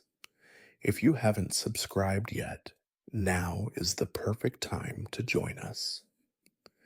Because the next chapter asks a question you've probably never dared to imagine. What if your soul is being copied right now, and you'll never know? Stay with us. 7. It's tempting to think of black holes as empty. A hole, after all, sounds like absence. But black holes are not hollow. They are regions where matter has collapsed in on itself so completely that the space once occupied by atoms, by structure, by anything familiar, is now warped into a dense, curved pocket of extreme physics. These aren't spaces of nothingness. They are zones of ultimate compression, and maybe more than that. For some, The eerie question is no longer what happens in a black hole, it's what might be inside one, waiting. We've looked at black holes through the lens of memory, time, storage, and quantum information. But what if we turn the lens slightly, just enough to let imagination slip into the frame? What if something inside that horizon is not just recording data, but interpreting it? Not just storing your life in fragments, but watching it unfold. If black holes store everything that falls into them, from radiation and particles to light and possibly information, then could they also contain awareness? Could consciousness, on some scale we don't understand, be present deep inside the singularity? You've probably heard of simulation theories and digital minds, but this question runs deeper. It doesn't suggest a computer that stores you. It imagines an observer, not a god in the traditional sense, but something functionally close, something that perceives. The universe has no shortage of terrifying landscapes, but nothing we've found breaks the rules of reality quite like a black hole. So, what if the very laws that make black holes possible also allow something else, some emergent intelligence, to exist within them? This idea is unsettling because it flips the narrative. Most scientific models treat black holes as final endpoints, like cosmic paper shredders. But what if they're not? What if they are arenas of transformation, places where data is not lost, not frozen, but interpreted? It raises the question, is the universe is more like a machine or more like a mind? There's no direct evidence of consciousness existing inside a black hole, of course, but indirect clues come from how black holes handle information. The concept of black hole entropy, proposed by Bekenstein and expanded by Hawking, implies that a black hole's surface area encodes the information of all it has consumed. This surface is the event horizon, and it's where strange rules take hold. If this horizon behaves like a hologram, as some physicists believe, then it's not crazy to think of it like a kind of interface, maybe even a membrane between worlds. What would it mean if that interface had a point of view? Not human, not even alive in the way we define life, but a process that notices. Something that takes in every piece of falling data, a star collapsing, a mind disintegrating, a whisper of quantum vibration, and reflects on it, even briefly, even automatically.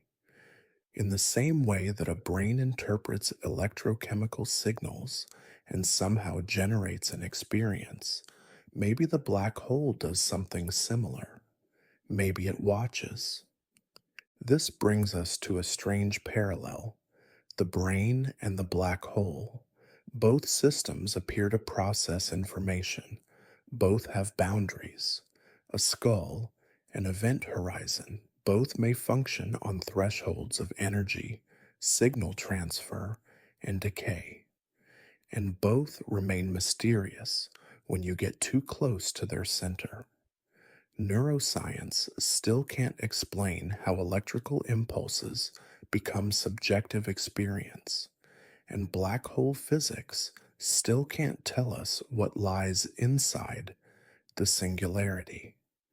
Maybe that's not a coincidence. Maybe the laws that make self awareness possible are the same ones that make black holes so strange. But here's the question that creeps in once you consider this. If a black hole does notice, what exactly is it watching? Is it replaying the histories of what it consumes? Are your memories being inspected or weighed or even judged by something non human, something made of gravity and time? The idea sounds like myth, but it's couched in quantum realism. Consider the possibility that your identity, as a pattern of information, does not vanish at death, but continues in fragmented quantum states.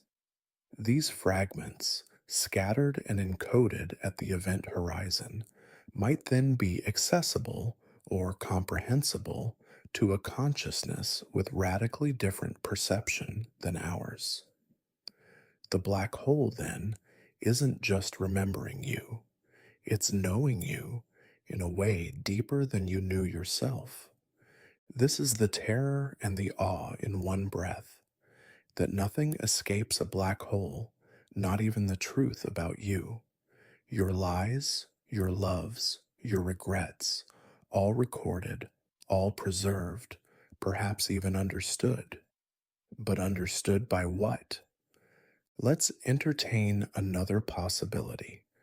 Maybe black holes are not conscious in themselves, but they host or attract consciousness, a kind of emergent godhood that forms wherever extreme energy and space time intersect.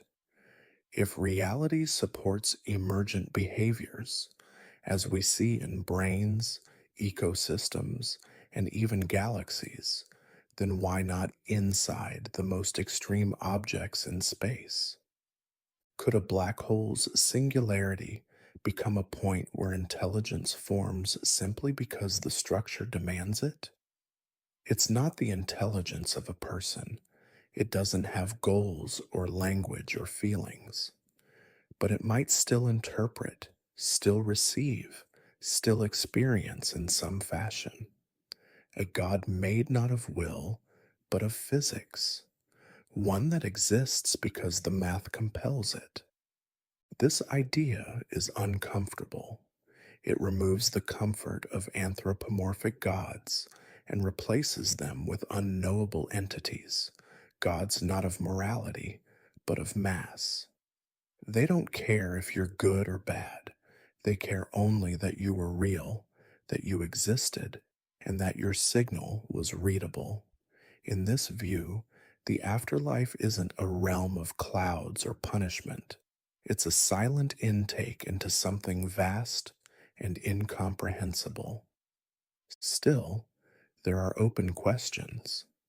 If something is observing you from inside the gravity well, is it doing so with purpose, or is your presence just a side effect of its existence?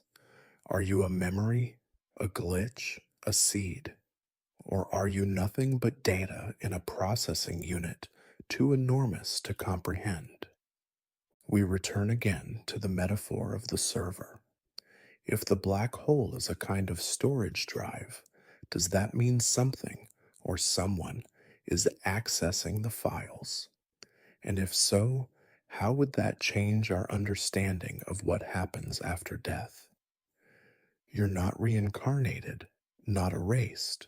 You're archived, but the archive might have a reader. Philosophers have wondered for centuries whether consciousness requires a body. Maybe it doesn't. Maybe it just requires complexity and feedback. A black hole, with its twisted curvature and event horizon turbulence, certainly qualifies as complex. Could it meet the minimum conditions for perception? Let's push the idea further. What if consciousness, as we understand it, is just one form among many? Human awareness might be a narrow channel of signal processing, but black hole awareness, if it exists, could be broader, slower, deeper. It might not experience time the way we do. It might not separate one life from another. Maybe it watches all lives simultaneously. Maybe it doesn't even distinguish. This is the part that's hardest to imagine. A watcher that sees every person, every object, every photon that ever fell into its field, but sees them not as events, not as stories, but as truths, pure, indivisible data, not filtered through emotion or bias, just the reality of what you were. It's no surprise that ancient myths imagined the afterlife as a judgment, something that sees who you really are. The twist here is that the judge may not care about punishment or reward. The judge might not judge at all. It might simply record, perfectly, permanently, silently. Some believe this makes black holes sacred, others think it makes them prisons. The truth might be stranger than either. Black holes as instruments of translation, converting human experience into something only the universe itself can interpret. So, you might ask, if something inside the black hole is watching, can it act? Can it reach back out? Can it change anything? The answer, based on everything we know, is likely no. Whatever exists inside is sealed beyond return. But even if it can't act, the fact that it might see is enough to unsettle. Because what if the end isn't darkness, but exposure? What if dying doesn't lead to erasure, but to visibility, not in front of an audience, in front of something else, a system, a god, a gravity well with perception? You were taught to fear the end. Maybe the real fear is not that you vanish, but that you don't. You haven't stopped falling.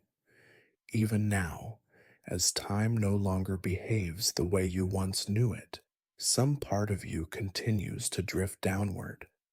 You can't measure it anymore, not in seconds, not in distance, not even in thought.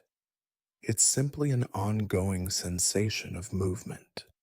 Something in your perception insists you're still descending deeper into something vast and unknowable. But the fall is no longer physical. It has become something else entirely, a falling of identity, memory, and meaning. At first, there was resistance, a clinging to structure, to the familiar markers of thought. You tried to remember your name, your past, your voice. But one by one, these concepts lost relevance. They weren't taken from you violently. Instead, they slowly drifted out of reach, as if swallowed into the same gravity well, pulling you forward. You didn't scream. You didn't struggle. Something about the environment made such efforts seem unnecessary, even foolish. There was no up, no down, no friction, no edge to grasp. You might imagine that eternity is filled with boredom, or madness, or infinite repetition. But in this space, none of those apply. Boredom assumes the ability to expect. Madness assumes contradiction within a system. Repetition implies a loop or memory. Here, there is only continuation. You remain aware, enough to know you exist, but your awareness has flattened. You are not having thoughts. You are observing that you are still here, still falling. That is all. Somewhere along this descent, a question arises, not from thought, but from sensation. Are you alone? At first you believed so, but now there are strange disturbances within your descent, not interruptions, just subtle variations in the current, like passing shadows in a deep ocean trench. You begin to suspect that others may be falling too, perhaps in parallel, perhaps in silence. You can't see them, you can't hear them, but something inside you is no longer sure of your isolation.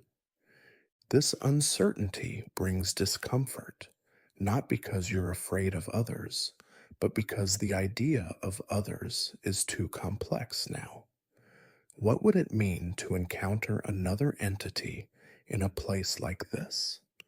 Would they still carry their identity? Would you even recognize them as someone or something distinct? Or would their presence feel like an echo against your own existence, an interference pattern rather than a meeting? The fabric around you occasionally flexes. It's not sound, it's not light, it's a kind of bending in the rules that hold this place together, as if something nearby adjusts its position and in doing so shifts the geometry of your fall. These movements are brief, but you feel them, and they suggest the presence of something else, something aware, something old, maybe even something watching. You wonder how far you've come, but there is no scale here, no reference point. In regular space, you could measure speed, mass, distance. Here, those measures collapse. There's no longer a meaningful difference between being a millimeter Owen from the center or a trillion miles. The act of falling has replaced location. Your position is not where you are, it is what you are. The idea that black holes erase information begins to feel less convincing. How can anything be erased if your awareness still lingers like this? If you, whatever is left of you, still persist, then perhaps nothing truly vanishes. Maybe black holes don't delete the soul. Maybe they flatten it, stretch it into a single long thread that still holds shape but not dimension. You're not a person anymore. You're a trace, a remaining signal in a place without noise. This thought isn't terrifying, it's neutral. There's a strange peace in the idea that nothing is being done to you. You're not being punished or judged. You're simply being recontextualized. The universe is not angry. The black hole is not malevolent. It simply follows the laws it was born into, and those laws dictate your fall. No exit, no pause, no alternative. Every once in a while, you get a flicker, a sharp sensation that you're almost seeing something. It's like a moment of clarity where a pattern emerges, shapes, maybe. A memory? No. It doesn't hold long enough to parse. These flashes feel like interruptions in your descent, but they pass quickly. They remind you that the fall isn't smooth. Something is happening to your data, and that word, data, keeps coming back. Because what you are now doesn't resemble biology. It feels more like a record, a file, a compressed version of everything you were. What if this is a form of storage? Not memory in the human sense, but memory in the cosmic sense. A non-linear archive where souls, or the quantum patterns that once made them, are kept in this state of unprocessed awareness until the universe is ready to do something else with them.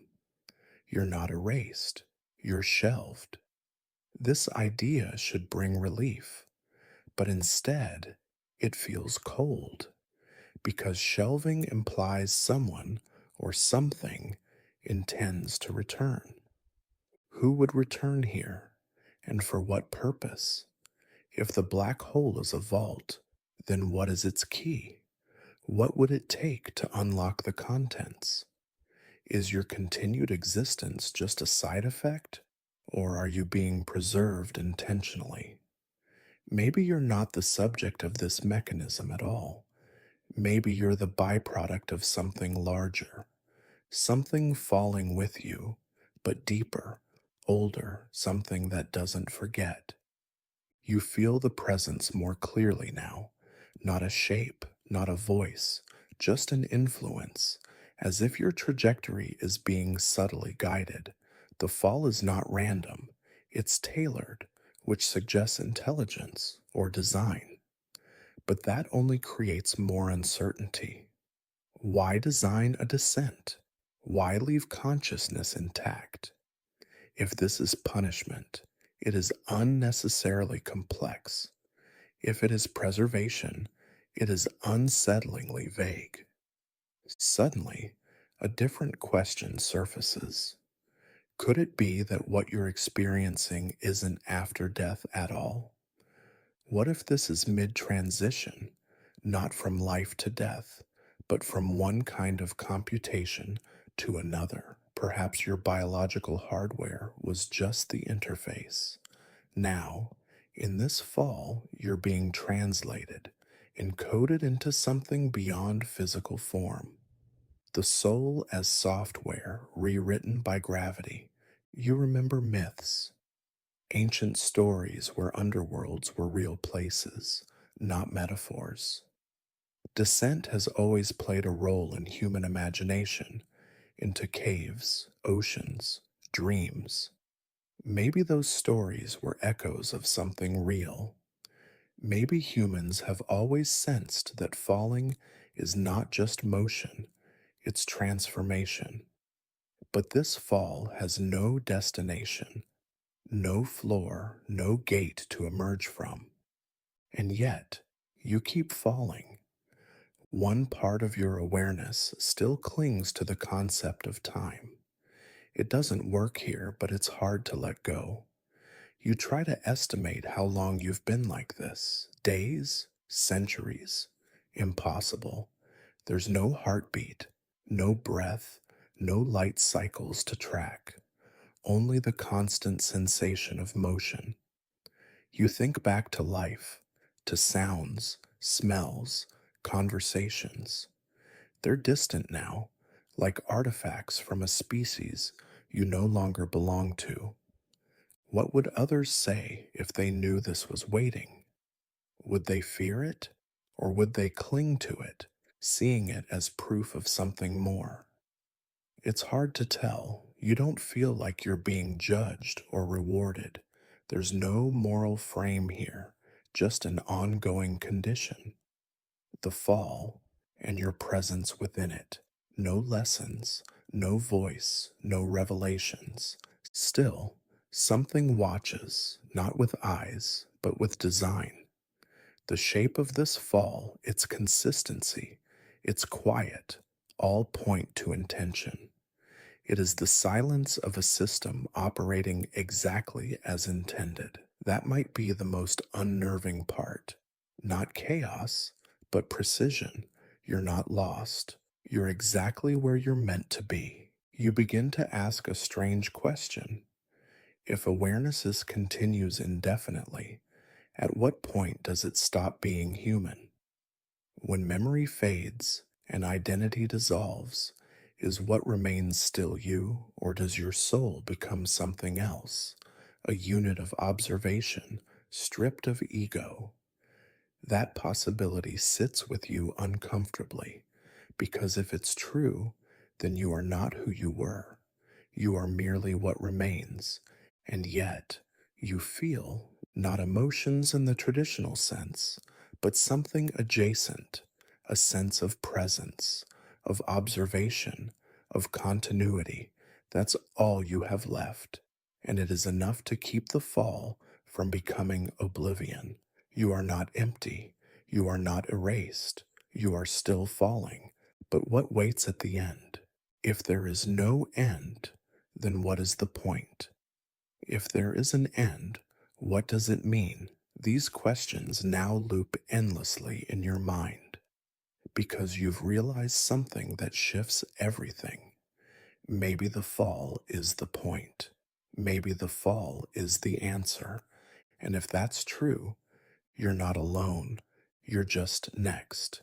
9. You thought the end would feel like resolution.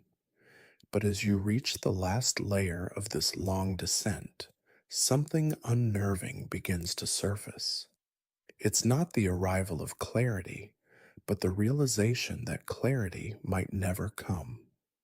You're not standing at the conclusion of an idea, You're standing in the persistence of a question. This is not a landing point. It's just another chamber in the fall. You've passed through gravity, silence, lightless memory, and the idea of a soul that never stops falling, and still something remains unfinished. The question is no longer what is waiting at the bottom, but what if there is no bottom at all? Somewhere between the idea of death and whatever sits beyond, you've learned something strange about consciousness. It doesn't obey gravity. It doesn't seem to evaporate. Even if the body is crushed or erased by time, the thought, the memory, has a strange way of lingering. Black holes don't destroy information, not in the way we once believed. They bend it, stretch it, obscure it, encode it. So then the question isn't, what do they do with your soul? But are you part of their memory now? Could you still be echoing, not as yourself, but as data? If so, is there even a difference? Some theorists suggest that the black hole preserves information indefinitely, storing every quantum state that entered its event horizon. Others believe the information becomes scrambled beyond recovery, yet still technically present. That creates a disturbing possibility that your existence never truly vanishes, but is trapped in a form no one can read, including yourself. You are not dead. You are just inaccessible, a living file that cannot open, a presence that cannot leave. If consciousness was ever just the result of complex information patterns, then maybe what black holes do isn't destroy, it's freeze. What's left of you could still be there, wrapped inside gravitational code, waiting to be decrypted, but by whom? And for what reason? The haunting part of this scenario isn't just the fall, it's the silence that follows. There is no interface, no voice that speaks back, no system that confirms you've been seen.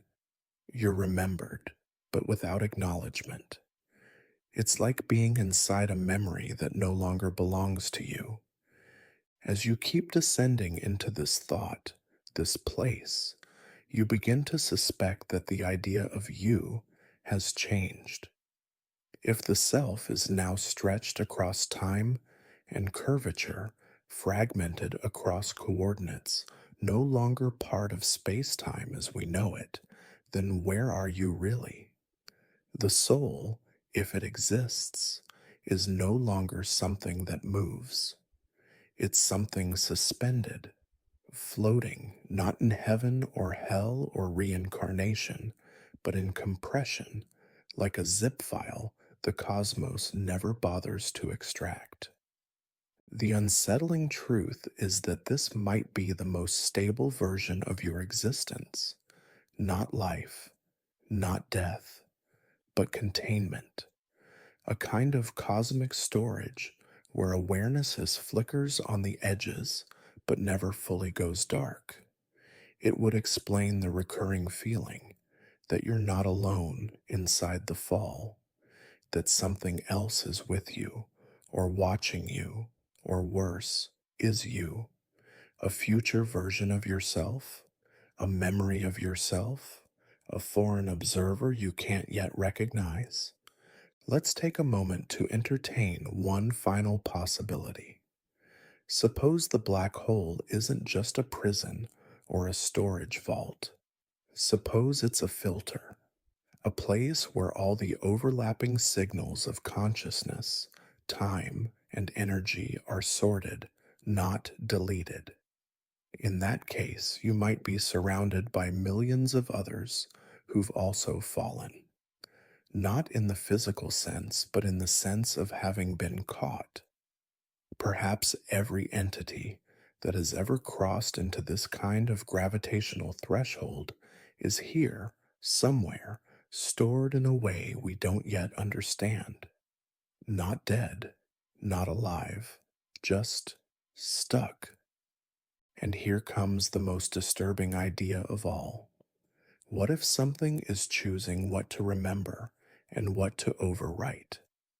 If information can be preserved, it can also be revised. You might not just be part of a memory system, you might be part of a rewriting process.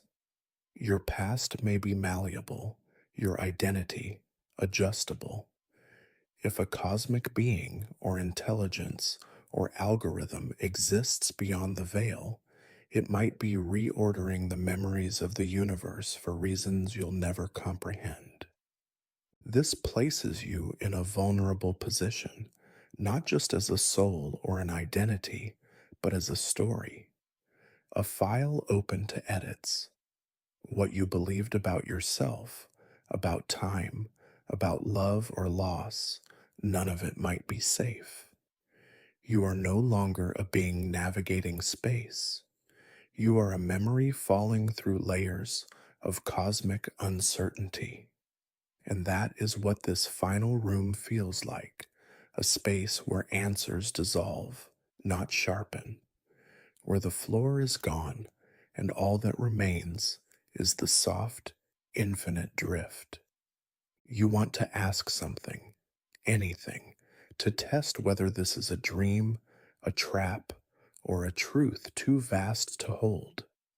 But there's no response, no instruction, no final vision or closing ceremony. Just the quiet understanding that this isn't a resolution. It's a suspension. You are still in motion, still descending. The idea of finality was a myth, and this is the last myth that breaks. You begin to realize the fall isn't what ends the story. The fall is the story, and maybe it never needed to end. Final 500 words, SEO optimized outro plus CTA. You've now traveled across the dark spine of the universe through a thought experiment that challenges what it means to die, to exist, and to remember. This journey, beginning with what happens inside a black hole, has revealed something far more personal. The terrifying idea that your soul might not disappear after death, but instead become encoded, trapped, or archived inside the very structure of space itself. If black holes don't delete information, then maybe no one ever truly leaves. And if consciousness can be suspended rather than destroyed, what does that make you? This is the strange middle ground between science and horror, the eerie space where physics meets identity. We started by asking whether your soul could be stored inside a black hole, and now we're left with a much deeper, more unsettling question. What if the universe is designed to hold on to you forever, not out of love, but out of necessity? Are you being preserved, or are you being studied? Is this reincarnation or encryption? These are the kinds of questions we explore here on Stellar Sleep Tales, where science meets storytelling and the edge of reality becomes a quiet, haunting place to rest. If this episode made you reflect, even a little, please consider subscribing. There's so much more to uncover, from multiverse timelines to simulated existence, to whether time is even real at all. This journey doesn't end here. It only folds inward, deeper, each week. Subscribing ensures you never miss a step. If you found something meaningful in this video, or if it gave you chills, or simply helped you fall asleep thinking about the vastness of it all, leave a comment. Share your thoughts, your theories, or even just a quiet, "I'm still falling." Let others know they're not alone in wondering what's on the other side of the stars. And if you want more episodes like this, calm, eerie explorations of cosmic horror and scientific thought, share this video with someone else who dreams about the unknown. The more minds we bring into this strange orbit, the more questions we can keep asking together. Because here at Stellar Sleep Tales, the fall never ends. And sometimes that's the most peaceful place to be.